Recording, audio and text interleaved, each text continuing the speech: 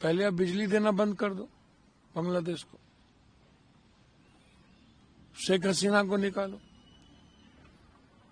जितने उद्योगपति पूंजीपति वहां पर शेयर हैं, जितने उद्योग की कमाई है, जितने को आपने वहां पर स्थापित किया है, पहले उसको बंद करो। उसके तो कोई लोग नहीं मारे जा रहे। जितने लोग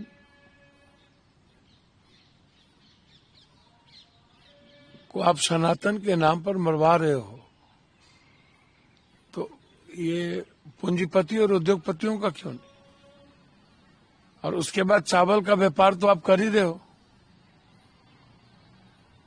तो आप हर चीज में राजनीति क्यों करते हो? और बीसीसीआई खेल को भी राजनीति और गंदी चीजों से देखती। यही काम बीसीसीआई पाकिस्तान में क्यों नहीं किया जब आप गेम खेलने चले गए थे? तो क्योंकि आपको वहां पैसे समेटना था। पाकिस्तान और हिंदुस्तान के नाम पर आपको राजनीति करनी थी। ये बिल्कुल गलत है और मैं इसे सही नहीं मानता। आरएसएस से बात करना बहुत जरूरी है। लव जिहाद, अब आप किससे ये सब भी है? कोई मुद्दा बचा है क्या? सारे बीजेपी, सारे नेताओं के, बीजेपी छोड़ो, सारे नेता पदाधिकारी और बड़े पूंजीपति उद्योगपतियों का बेटा बेटी तो लव जिहाद में ही फंसा रहता है। उस धर्म की शादी उससे, उस हिंदू की शादी मुसलमान में, मुसलमान की शादी हिंदू में, सिख की ईसाई में, ईसाई की सिख में। कोई दलित आईएएस हो गया, पता भी चलता है कि किससे शादी हो गई। आम आदमी के साथ कोई मुस्लिम आईएएस हो गया, हीरो हो गया, पता भी चलता है कि किससे किसकी शादी हो गई।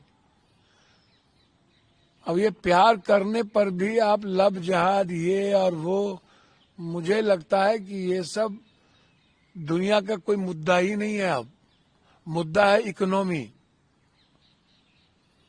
मुद्दा है ट्रंप का आतंक, मुद्दा है तेल, मुद्दा है गैस, मुद्दा है तीसरी third world war.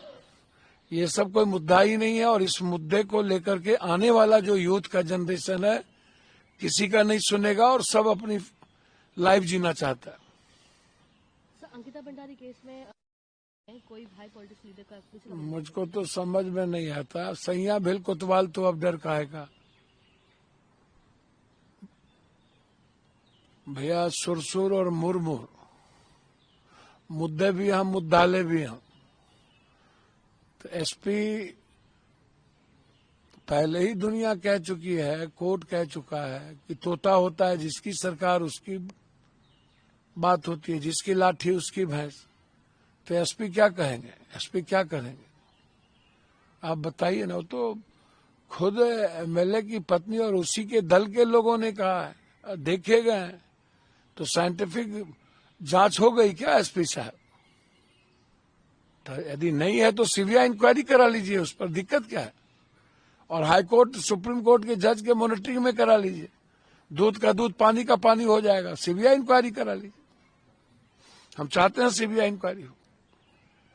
Sir, coming to the, और कल रात को उनके प्राइम मिनिस्टर को भी ड्रग केस में प्रोसिक्यूट करके अंदर लिया है न्यूयॉर्क में, उनकी वाइफ को भी। तो ऐसे कैसे कंटेन कर पाए थे? डेल्जी जो वाइस प्रेसिडेंट है वेनेजुएला की, उन्होंने कहा है कि हम इसे इसका जवाब देंगे मिलिट्री एक्शन से। और ट्रंप ने यह भी कहा है कि हम उनके ऑयल रिजर्व को यूज करेंगे और जब तक कोई सस्टेनेबल गवर्नमेंट नहीं आती तो हम ही राज करेंगे। वेनेजुएला के पर गलत हमला है, बिल्कुल गलत। ये मोनोपोली करते हैं। ये सनकी आदमी है। ऐसे आदमी से इस दुनिया को बचाना चाहिए। दुनिया पीस चाहती है। कैसे ये कब्जा कर लेंगे? इनकी तो नजर रहती ही है दूसरों की संपत्ति पे, कहीं गैस पे, कहीं दुनिया की सबसे बड़ी संपदा है वहां तेल। ये बहाना ढूंढते रहते हैं। इसके पहले भी जितने हमले किए हैं, क्या वहां हथियार मिले थे क्या? ये कौन होते हैं तय करने वाला कि वो ड्रग्स का धंधा कौन कर रहा है, कौन नहीं कर रहा है? आप कहां से बता दी? आप कोर्ट जाइए।